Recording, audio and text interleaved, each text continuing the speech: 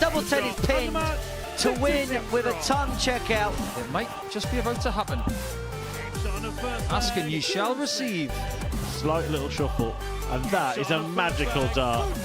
Double 18, wow, for Wawrzewski. There you go, 2-0 Osborne. Finds the 2 treble 19, so double 6. That's spectacular for Bradley Brooks.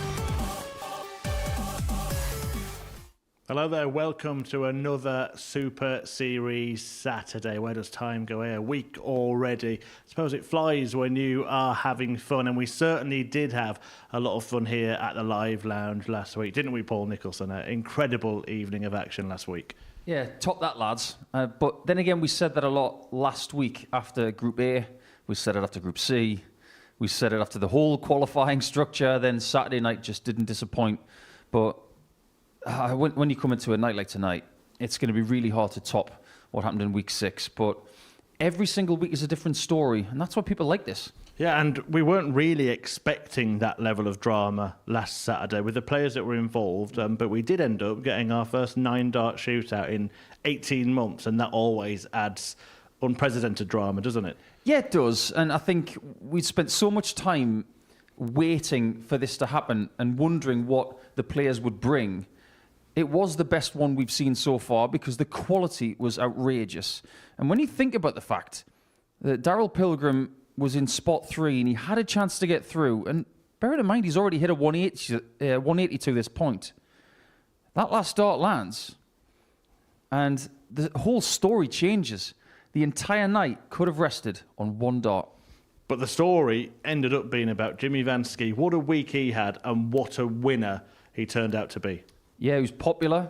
He brought his best starts on a Saturday night, which is really encouraging for when he comes back for Champions Week.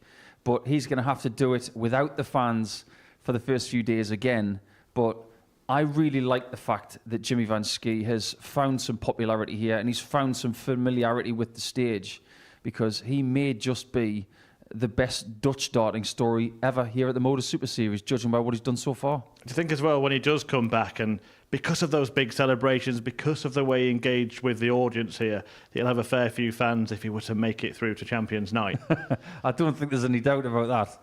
If he's in a position to qualify, maybe with 2 or 3 rounds to go, in whatever group he's in, the guys who were here on that Saturday night last week, they'll be saying, are there any tickets left? It's going to be a bit like Adam Lipscomb all over again, because when he qualified for a Saturday, there was such a clamouring for tickets in this town that pretty much everybody was saying there's none left, and it might just be the case again. Well, you said it's a different story every Saturday. We wonder what the story will be tonight. We can show you the players that will be in action and how they got here. Victor Tingstrom winning Group A, Conan Whitehead, Bradley Brooks and David Wawrzewski coming through Group B, and Colin Osborne and Kieran Smith in Group C. And Paul, they've kind of all written their own story this week, haven't they? Yeah, I think that's very fair to say. There's a lot of distinctive Super Series strength in there with Conan, with Colin, and I suppose you can say that about Victor now because this is his 3rd visit here and he's definitely part of the furniture. But I'm a big fan of what Wawrzewski's done this week. He stuck to his task. And is he at the same level as the other guys? No, I think he would admit that. But he's still found his way to Saturday where anything is possible. But maybe Mr. Lazarus this week has been Kieran Smith, who had a distinctly struggling time of it in Group A, winning 1 match.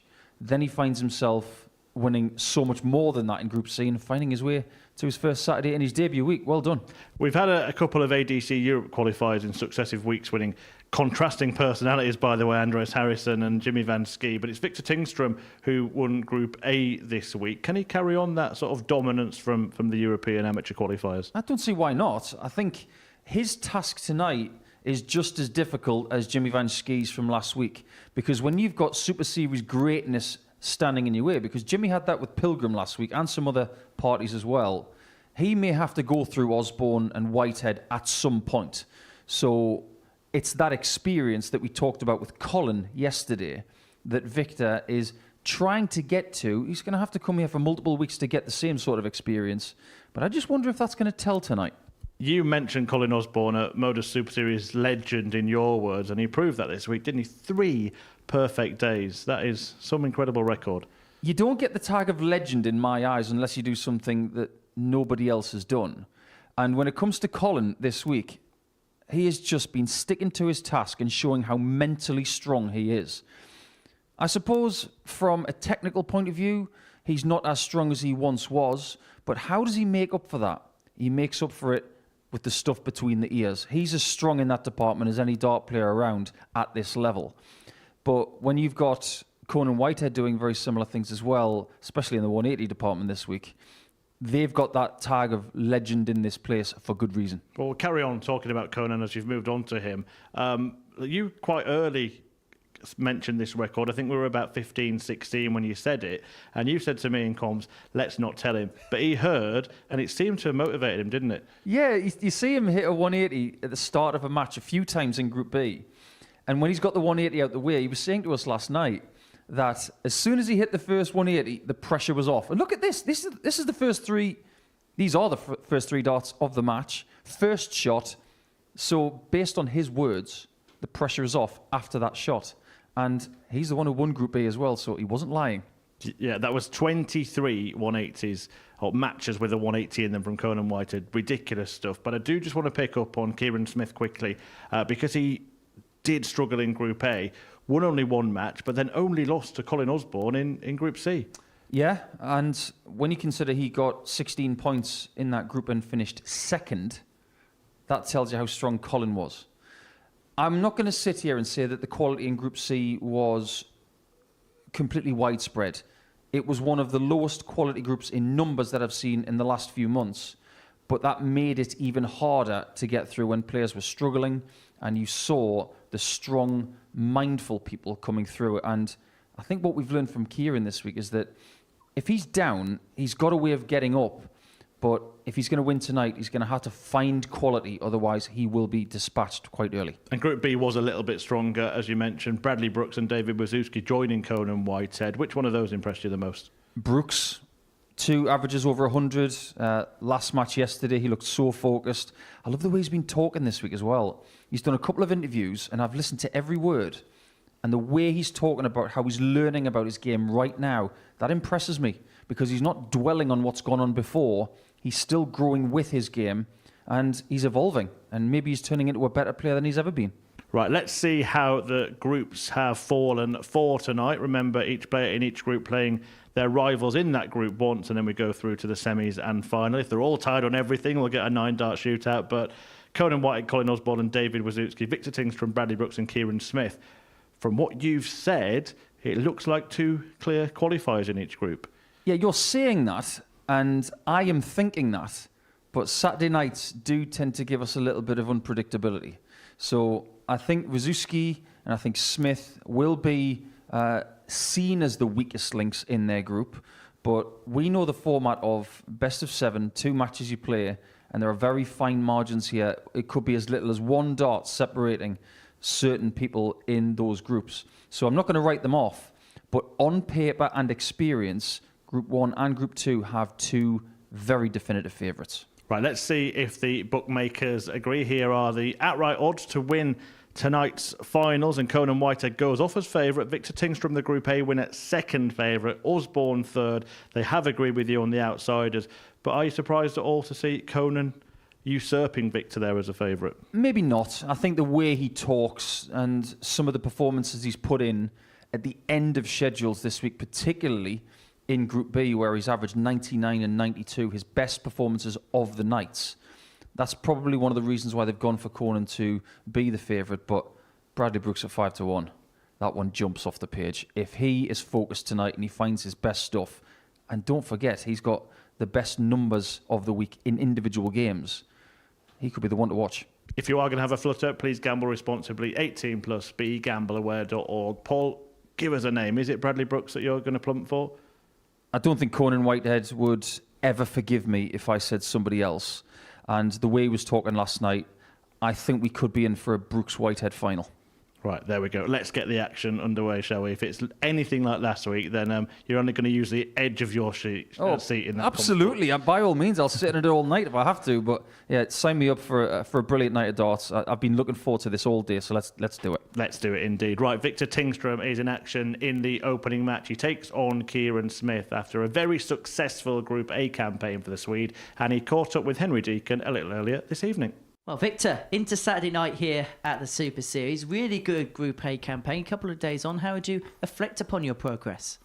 I feel like I'm moving more forward in my game. And I mean, Monday to Wednesday really felt like I really played good all the time. I really felt good all the time. And compared to last time I was here in one Group A, I had a few games that I wasn't really happy with. But I really feel like every game I played this week so far has been good.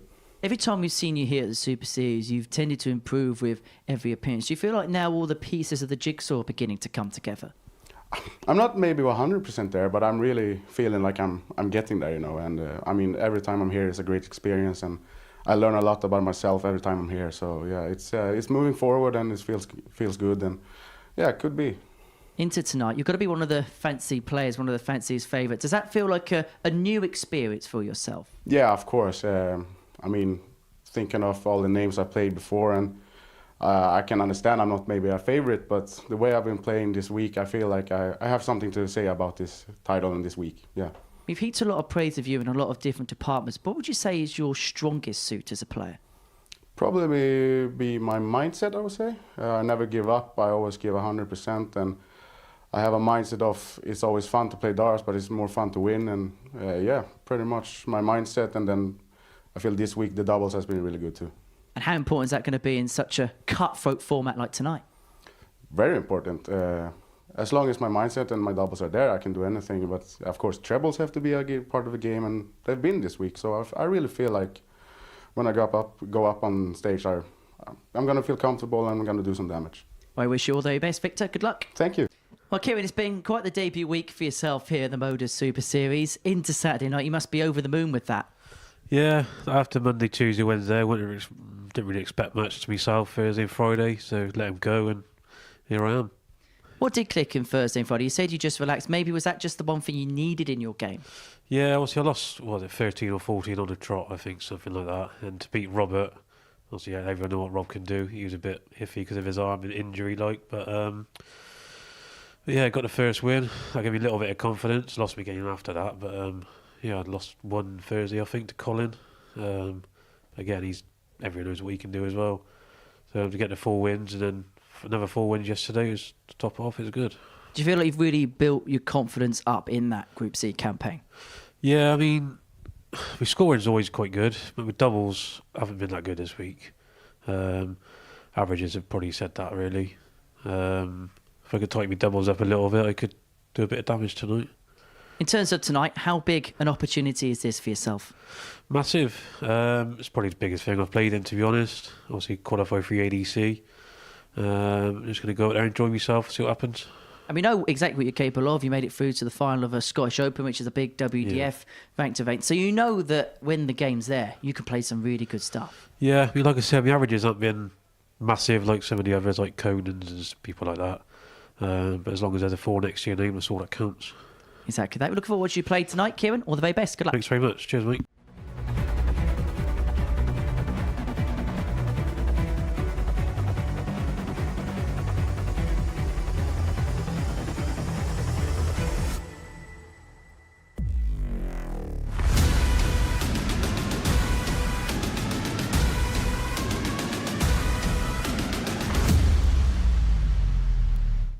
Yeah, it's time to find out, time to get the action underway. And will Victor Tingstrom join that list of Swedish success at the Super Series? We've seen the likes of Andreas Harrison win in this series already.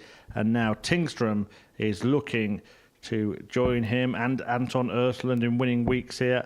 The 22-year-old won Group A in pretty convincing fashion. A very tough Group A it was as well, but he topped it. And this man, Kieran Smith, well, what a turnaround he's had this week. Only won 1 match in that group, 1 from 15, lost his first 12, but then went on to finish second in Group C, losing just a couple, and he finds himself at finals night. This could be the greatest of great escapes should he go on and triumph tonight. Well, if last week's anything to go by, we could have another fabulous evening of ours, and guiding you through the action, it's the same commentary team, Henry Deacon and Paul Nicholson. Follow that.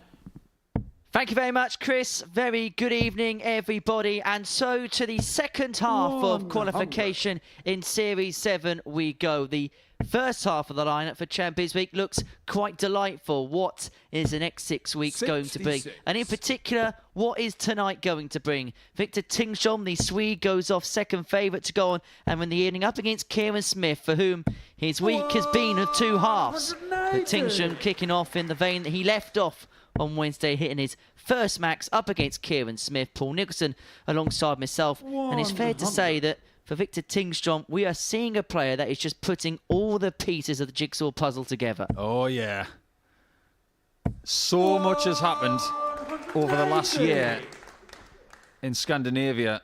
People have been saying, watch out for Victor Tingstrom. He's going to be the next big Swede. 96. Victor However, 41. Sweden is doing pretty good with some other people as well, but tonight is about Victor. I wonder if he's going to be the Victor. 9. He's got time to spare. Now, I had a perfectly nice line rehearsed for tonight, Victor, and you've ruined it. Because getting two 180s in the first leg means I can't say that your first 180 tonight meant you got the same amount of points in Group A with the amount of 180s you've got for the week. Now he's got 23 180s, and he should No score. have had leg one already. 140. Well, Smith, great chance of the 140 isn't going to come, and so Tingstrom, who has shown some fallibility when it's come to the 80. doubling, comes back Victor required 30. with three more in hand, but this time under more tangible pressure. But how many times have we seen that from Tingstrom this week, where he's raced away with a leg in terms of the scoring stakes, but then only hit the double when the pressure was applied. 1-0 Tingstrom. First. Game on. Yeah, solid start. As long as he polishes up that finishing, 44. I do have him getting through this group on paper, but darts is not played on paper anymore, it's played on sisal. 59. This week, in his 15 games in Group A, Victor Tingstrom averaged exactly 89. 134. That's very solid. However, 42% on doubles over 15 games is better than solid. 100. And if I may liken him to someone at this juncture, I'm going to pay him the ultimate compliment here in early 2024. 58. I'm going to put him in the same mould as Luke Humphreys.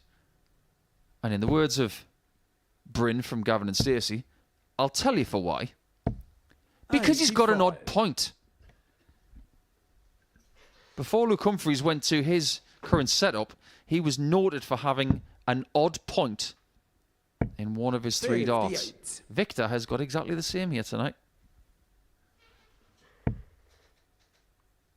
He's actually playing in and above what he's played for the last 12 months. His 12-month 59. stats, 83-47. Overall average, 33% when it comes to the finishing.